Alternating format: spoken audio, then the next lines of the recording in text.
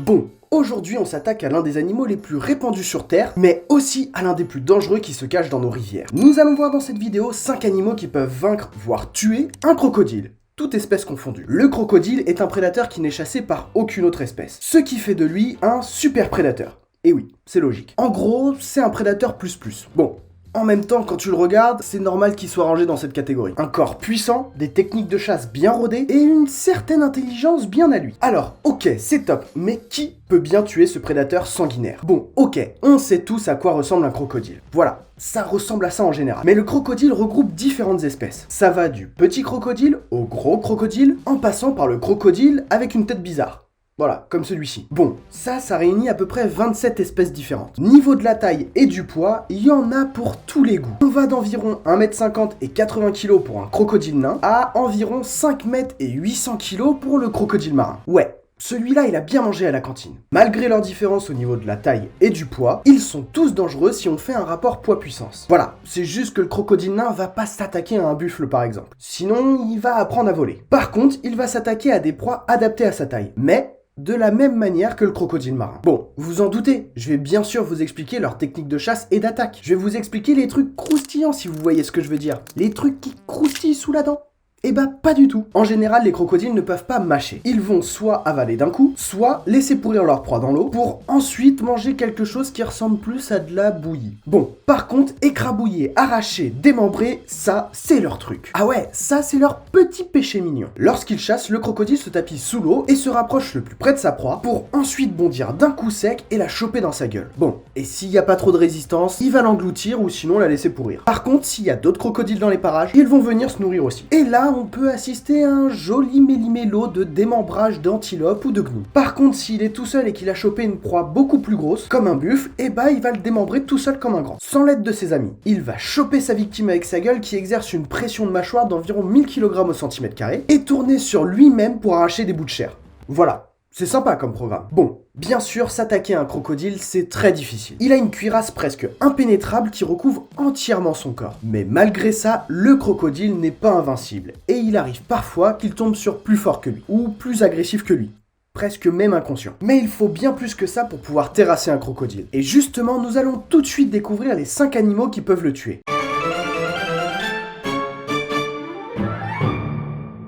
Le lion. Faut-il vraiment le présenter? Je pense que oui, ça peut être pas mal. Le lion est l'un des plus gros félins sur notre terre. Il mesure de 1m50 à 2m70 de long, avec la queue bien sûr, pour un poids de 145 à 240 kg. Le corps du lion est allongé et trapu. Il a une musculature imposante et très développée qui repose sur des pattes épaisses et musclées. Mais ce n'est pas tout. Le lion a une mâchoire puissante contenant 30 dents au total, dont 4 crocs et 4 dents carnassières qui lui permettent de trancher aisément ses proies. Et pour aller un peu plus loin, la pression de sa mâchoire est de 425 kg au centimètre carré. Bon, pour agripper ses proies, le lion a des griffes rétractiles et acérées d'environ 5 cm de long.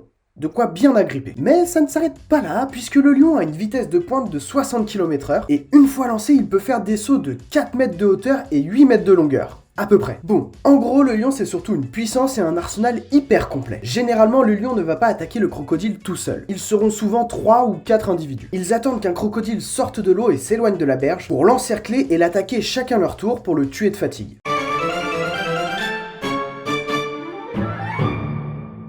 L'hippopotame est souvent présenté comme un animal herbivore paisible et pacifique.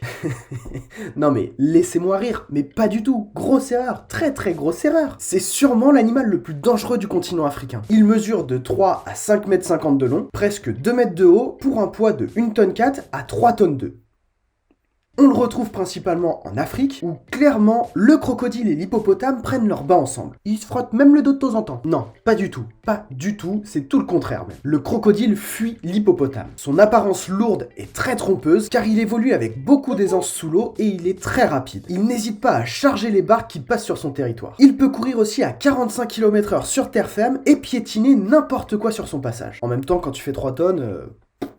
pas difficile. L'hippopotame a une mâchoire impressionnante. Elle est pourvue de canines qui peuvent mesurer plus de 60 cm et qui sont aussi tranchantes qu'une dague. Il est d'ailleurs capable de refermer sa mâchoire avec une pression de 900 kg au centimètre carré. Et sa gueule est tellement large qu'il pourrait avaler sans problème un humain. Donc mieux vaut ne pas traîner dans la campagne africaine.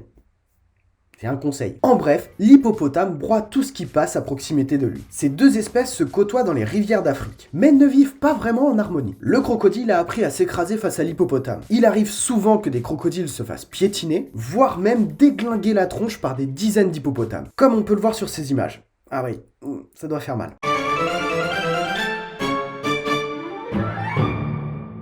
L'anaconda est l'un des plus grands serpents qui existent sur notre Terre. C'est un bestiau mesurant de 6 à 9 mètres de long pour un poids de 100 à 240 kg. Les deux animaux peuvent se rencontrer dans les pays d'Amérique du Sud. Et lorsqu'ils se croisent, c'est pas souvent en faveur du crocodile. L'anaconda chasse principalement à l'affût pour éviter de perdre trop d'énergie. Lorsqu'une proie s'approche, il la harponne avec ses crocs, enroule son corps autour d'elle et maintient une pression de plus en plus forte pour étouffer à petit feu sa proie, si elle ne meurt pas d'un arrêt cardiaque avant. L'anaconda a une puissance phénoménale. Lorsqu'il chope une grosse proie, elle n'a aucune chance de survivre. Et même pour des grosses proies. Bon, en gros, l'anaconda c'est du one shot. Généralement, il s'attaque à des poissons, des oiseaux ou des petits mammifères. Mais les plus grands d'entre eux s'attaquent assez souvent à des crocodiles. Généralement quand ils ont des grosses fins et bien sûr, ils ne lui laissent aucune chance.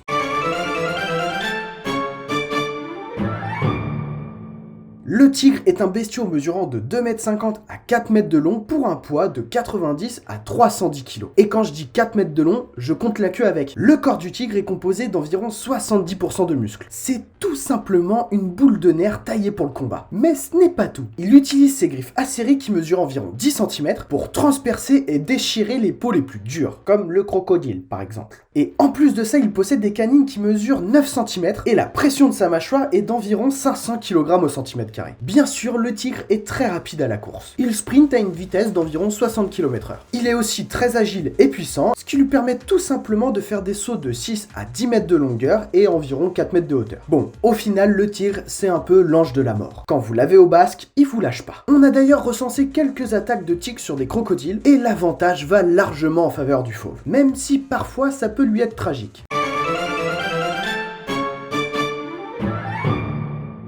L'éléphant d'Afrique est le plus grand animal terrestre qui vit actuellement sur notre Terre. Il mesure de 6 à 7,50 m de long, 4 à 5 mètres de haut pour un poids de 5 à 8 tonnes. En gros, un beau bébé. L'éléphant d'Afrique vit, comme son nom l'indique, sur le continent africain, où il rencontre assez souvent le crocodile. Et clairement, le crocodile est le premier à donner l'assaut, mais après, il se fait démonter par la puissance de l'éléphant. Mais ce n'est pas tout. L'éléphant peut avoir subitement un excès de furie et charger. Il foncera alors droit sur le danger à une vitesse de 40 km/h. Et bien sûr, en piétinant tout sur son passage. L'éléphant est capable de soulever 300 kg avec sa trompe. En même temps, il faut dire qu'elle ne compte pas moins de 30 000 muscles. Donc avec ça, il peut aisément soulever ce poids. Avec ses défenses qui mesurent environ 3 mètres de long, l'éléphant peut facilement transpercer n'importe quel animal. Même si je suis au courant que de plus en plus d'éléphants n'ont plus de défense. Entre autres à cause du braconnage. Bon, en gros, l'éléphant pulvérise le crocodile. Il le fait voler dans tous les sens s'il a le malheur d'agripper sa trompe. Ce qui arrive assez souvent, c'est d'ailleurs pour ça que des éléphantos se font arracher leur trompe.